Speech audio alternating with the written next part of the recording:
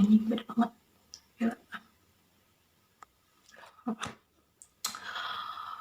Okay, so this is my first video of talking in front of camera again after like, I don't know, I forget the last time I do the actual talking like this. So yeah,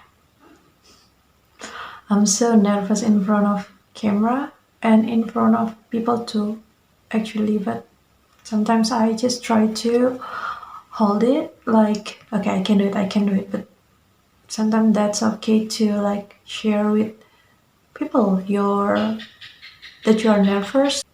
You don't feel that comfortable yet to be in front of camera. Maybe it takes time to be used to it. And yeah, this is me. I'm 27 years old.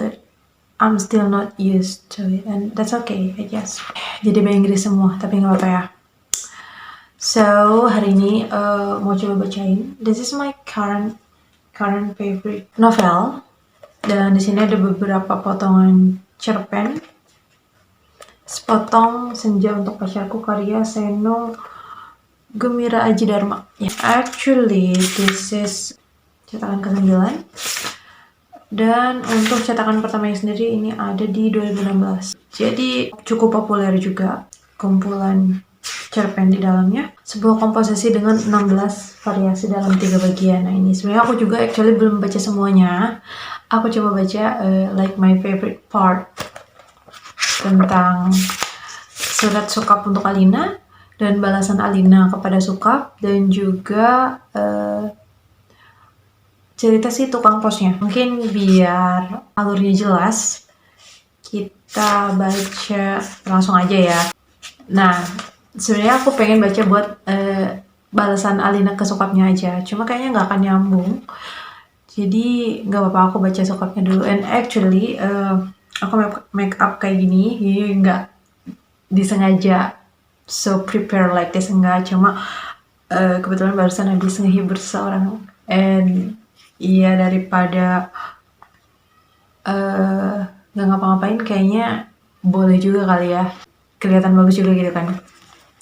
Kita baca novelnya, kita mulai aja ya. Ini akan bacot nih. Oke.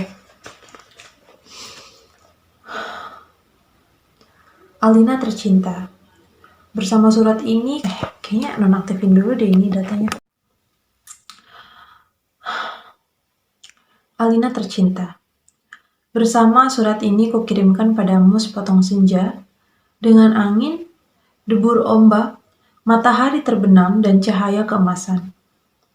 Apakah kamu menerimanya dalam keadaan lengkap? Seperti setiap senja di setiap pantai, tentu ada juga burung-burung, pasir yang basah, siluet batu karang, dan barangkali juga perahu lewat di kejauhan. Maaf, aku tidak sempat menelitinya satu persatu. Mestinya ada juga lokan, batu yang berwarna-warni dan bias cahaya cemerlang yang berkeretap pada buih yang bagaikan impian selalu saja membuat aku mengangankan segala hal yang paling mungkin kulakukan bersamamu. Meski aku tahu semua itu akan tetap tinggal sebagai kemungkinan yang entah kapan menjadi kenyataan.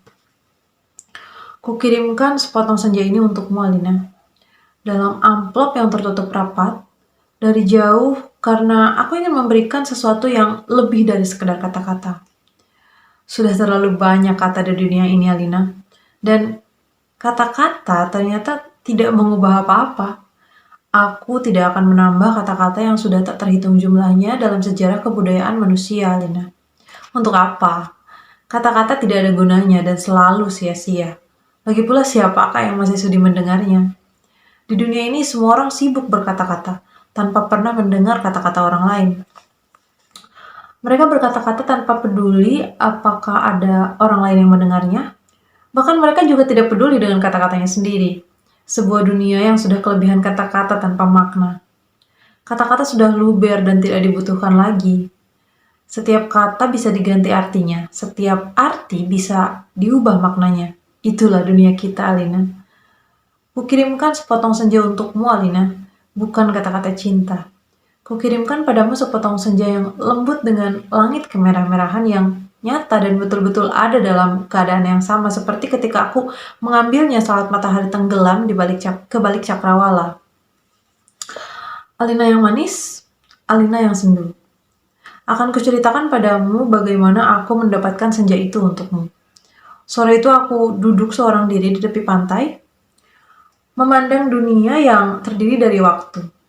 Memandang bagaimana ruang dan waktu bersekutu, menjelmakan alam itu untuk mataku. Di tepi pantai, di tepi bumi, semesta adalah sapuan warna keemasan dan lautan adalah cairan logam. Meski buih pada debur ombak yang menghempas itu tetap saja putih seperti kapas, dan langit tetap saja ungu, dan angin tetap saja lembab dan basah, dan pasir tetap saja hangat ketika kususupkan kakiku ke dalamnya. Kemudian tiba-tiba senja dan cahaya gemetar. Keindahan berkutat melawan waktu dan aku tiba-tiba teringat padamu. Barangkali senja ini bagus untukmu, pikirku. Maka kupotong senja itu sebelum terlambat. Kukerat pada 4 sisi lantas, kumasukkan ke dalam saku. Dengan begitu keindahan itu bisa abadi dan aku bisa memberikannya padamu. Setelah itu aku berjalan pulang dengan perasaan senang. Aku tahu kamu akan menyukainya karena aku tahu itulah senja yang selalu kamu bayangkan untuk kita. Aku tahu kamu selalu membayangkan hari libur yang panjang, perjalanan yang jauh, dan barangkali sepasang kursi malas pada sepotong senja di sebuah pantai, di mana kita akan bercakap-cakap sembari memandang langit, sambil berangan-angan, sambil bertanya-tanya apakah semua ini memang benar-benar telah terjadi. Kini senja itu bisa kamu bawa kemana-mana. Ketika aku meninggalkan pantai itu, kulihat orang-orang datang berbondong-bondong. Ternyata mereka menjadi gempar karena senja telah hilang. Kulihat cakrawala itu berlubang sebesar kartu pos. Alina sayang, semua ini telah terjadi dan kejadiannya akan tetap seperti itu. Aku telah sampai ke mobil ketika di antara kerumunan itu kulihat seseorang menunjuk-nunjuk ke arahku. Dia yang mengambil senja itu. Saya lihat dia mengambil senja itu. Kulihat orang-orang itu melangkah ke arahku. Melihat gelagat itu, aku segera masuk mobil dan tancap gas. Catat nomornya, catat nomornya. Aku melejit ke jalan raya. Ku kebut mobilku tanpa perasaan panik. Aku sudah berniat memberikan senja itu untukmu dan hanya untukmu saja, Alina. Tak seorang pun boleh mengambilnya dariku. Cahaya senja yang keemasan itu berbinar-binar di dalam saku. Aku merasa cemas karena meskipun kaca mobilku gelap, tapi cahaya senja tentu cukup terang dilihat dari luar. Dan ternyata cahaya senja itu memang menembus segenap celah dalam mobilku sehingga mobilku itu meluncur dengan nyala cemerlang ke aspal maupun ke angkasa. Dari radio yang kusetel, aku tahu berita tentang hilangnya senja telah tersebar kemana-mana. Dari televisi dalam mobil bahkan kulihat potretku sudah terpampang. Apa tidak bisa menunggu sampai besok? Bagaimana kalau setiap orang mengambil senja untuk pacarnya masing-masing? Barangkali memang sudah waktunya dibuat senja tiruan yang bisa dijual di toko-toko, dikemas dalam kantong plastik dan dijual di kaki lima. Sudah waktunya senja diproduksi besar-besaran supaya bisa dijual anak-anak pedagang asongan di perempatan jalan. Senja, senja, cuma 1.003. Di jalan tol mobilku melaju masuk kota. Aku harus hati-hati karena semua orang mencariku. Sirene mobil polisi meraung di mana-mana. Cahaya kota yang tetap gemilang tanpa senja membuat cahaya keemasan dari dalam mobilku tidak terlalu kentara. Lagi pula di kota, tidak semua orang peduli apakah senja hilang atau tidak. Di kota kehidupan berjalan tanpa waktu. Tidak peduli pagi, siang, sore, atau malam. Jadi tidak pernah penting senja itu ada atau hilang. Senja cuma penting untuk turis yang suka memotret matahari terbenam. Boleh jadi hanya demi alasan itulah senja yang kubawa ini dicari-cari polisi. Sirene polisi mendekat dari belakang. Dengan pengeras suara polisi itu memberi peringatan. Pengemudi mobil Porsche abu-abu metalik nomor SG 19658A harap berhenti. Ini polisi. Anda ditahan karena dituduh telah membawa senja. Meskipun tak ada peraturan yang melarangnya, tapi berdasarkan aku tidak sudi mendengarnya lebih lama lagi. Jadi kulibas dia sampai terpental keluar pagar di tepi jalan. Kutancap gas dan menyelip-nyelip dengan lincah di jalanan. Dalam waktu singkat, kota itu sudah penuh raungan sirene polisi. Terjadi kejar-kejaran yang seru, tapi aku lebih tahu seluk-beluk kota. Jalanan dengan cahaya yang berwarna-warna, gang-gang gelap yang tak pernah tercatat dalam buku alamat, lorong-lorong rahasia yang hanya diperuntukkan bagi orang-orang di bawah tanah. Satu mobil terlempar di jalan layang, satu mobil lain tersesat di sebuah kampung, dan satu mobil lagi terguling-guling menabrak truk dan meledak lantas terbakar.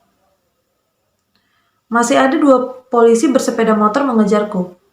Ini soal kecil, mereka tak pernah bisa mendahuluiku dan setelah kejar-kejaran beberapa lama mereka kehabisan bensin dan pengendaranya cuma bisa memaki-maki.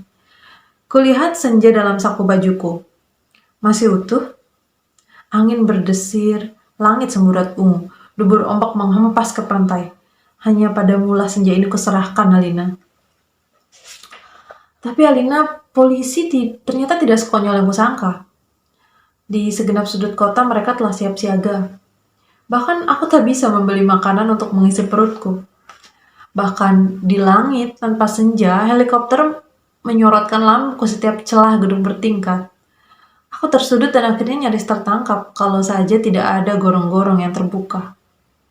Mobilku sudah kutinggal ketika memasuki daerah kumuh itu. Aku berlari di antara gudang, rumah tua, tiang, serta temali. Terjatuh di atas sampah, merayapi tangga-tangga reot, sampai seorang gelandangan menuntunku ke suatu tempat yang tak akan pernah kulupakan dalam hidupku. Masuklah, katanya tenang. Di situ kamu aman. Ia menunjuk gorong-gorong yang terbuka itu. Ada tikus keluar dari sana. Bunyinya bacin dan pesing. Kutengok ke bawah, kulihat kelelawar bergelantungan. Aku ragu-ragu, namun deru helikopter dengan lampu sorotnya yang mencari-cari itu melenyapkan keraguanku. Masuklah, kamu tidak punya pilihan lain. Dan gelandangan itu mendorongku. Aku terjerembab jatuh. Bau busuknya bukan main. Gorong-gorong itu segera tertutup dan kudengar gelandangan itu merebahkan diri di atasnya. Lampu sorot helikopter menembus celah gorong-gorong, tapi tak cukup untuk melihatku. Kuraba senja dalam kantongku. Cahayanya yang merah keemas-emasan membuat aku bisa melihat dalam kegelapan. Aku melangkah dalam gorong-gorong yang rupanya cukup tinggi juga. Kusibakan kelelawar-kelelawar bergelantungan yang entah mati entah hidup itu. Kulihat cahaya putih di ujung gorong-gorong. Air busuk mengalir setinggi lutut, namun makin ke dalam makin surut. Di tempat yang kering kulihat anak-anak gelandangan duduk-duduk maupun tidur-tiduran. Mereka berserakan memeluk rebana dengan mata yang tidak memancarkan kebahagiaan. Aku berjalan terus melangkahi mereka dan mencoba bertahan. Betapapun ini lebih baik daripada aku harus menyerahkan senja, Lina. Di ujung gorong-gorong, di tempat cahaya putih itu, ada tangga menuju ke bawah. Kuikuti tangga itu, cahaya semakin terang dan semakin menderang. Astaga, kamu boleh tidak percaya, Alina, tapi kamu akan terus membacanya. Tangga itu menuju ke mulut sebuah gua, dan tahukah kamu ketika aku keluar dari gua itu aku ada di mana? Di tempat yang persis sama dengan tempat di mana aku mengambil senja untukmu. Sebuah pantai dengan senja yang bagus, ombak, angin, dan kepak burung. Tak lupa cahaya keemasan dan bias ungu pada mega-mega yang berarak bagaikan aliran mimpi. Cuma saja tidak ada lubang sebesar kartu pos. Jadi, meskipun persis sama, tapi pasti bukan tempat yang sama. Tempatnya saja di dalam gorong-gorong. Aku berjalan ke tepi pantai. Tenggelam dalam guyuran alam yang perawan. Nyiur tentu saja, matahari dan dasar lautan yang bening dengan lidah ombak yang mendesis-desis. Tak ada cottage, tak ada barbecue, tak ada marina. Semua itu memang tidak perlu. Senja yang bergetar melawan takdir membiaskan cahaya keemasan ke tepi semesta. Aku sering malu sendiri melihat semua itu, Alina. Apakah semua itu mungkin diterjemahkan dalam bahasa? Sambil duduk di tepi pantai, aku berpikir-pikir. Untuk apakah semua ini kalau tidak ada yang menyaksikannya? Setelah berjalan ke sana kemari, aku tahu kalau dunia dalam gorong-gorong ini kosong melompong. Tak ada manusia, tak ada tikus apalagi dinosaurus. Hanya burung yang berkepak, tapi ia sepertinya bukan burung yang bertelur dan membuat sarang. Ia hanya burung yang dihadirkan sebagai ilustrasi saja. Ia hanya berkepak dan berkepak terus di sana. Aku tak habis pikir, Alina. Alam seperti ini dibuat untuk apa? Untuk apa senja yang bisa membuat seorang kepingin jatuh cinta itu jika tidak ada seekor dinosaurus pun menikmatinya? Sementara di atas sana orang-orang ribut kehilangan senja. Jadi begitulah Alina. Ku ambil juga senja itu.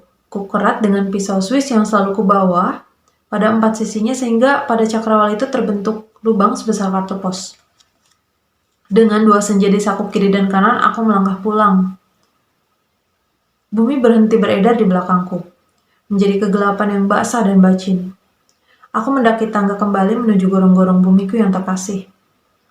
Sampai di atas, setelah melewati kelelawar bergelantungan, anak-anak gelandangan berkaparan dan air setinggi lutut, kulihat polisi-polisi berhelikopter itu sudah pergi. Gelandangan yang menolongku sedang tiduran di bawah tiang listrik sambil meniup saksofon. Aku berjalan mencari mobilku, masih terparkir dengan baik di supermarket. Tampaknya bahkan baru saja dicuci.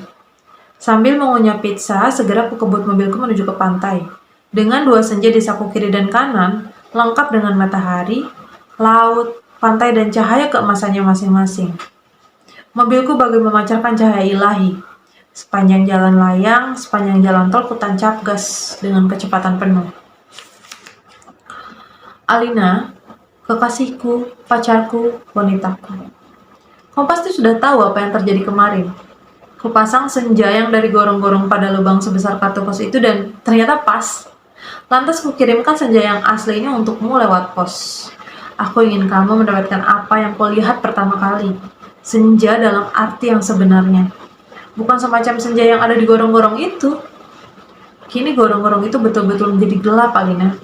Pada masa yang akan datang, orang-orang tua akan bercerita pada cucunya tentang kenapa gorong-gorong menjadi gelap. Mereka akan berkisah bahwa sebenarnya ada alam lain di bawah gorong-gorong dengan matahari dan rembulannya sendiri. Namun semua itu tiada lagi karena seseorang telah mengambil senja untuk menggantikan senja yang di atas bumi. Orang-orang tua itu juga akan bercerita bahwa senja di atas bumi yang asli telah dipotong dan diberikan oleh seseorang kepada pacarnya. Alina yang manis, paling manis dan akan selalu manis, terimalah sepotong senja itu hanya untukmu, dari seseorang yang ingin membahagiakanmu. Awas, hati-hati dengan lautan dan matahari itu. Salah-salah, cahayanya membakar langit dan kalau tumpah airnya bisa membanjiri permukaan bumi. Dengan ini kukirimkan pula kerinduanku padamu dengan cium, peluk, dan bisikan terhangat dari sebuah tempat yang paling sunyi di dunia. SGA Parangbolong, Jakarta, 1991.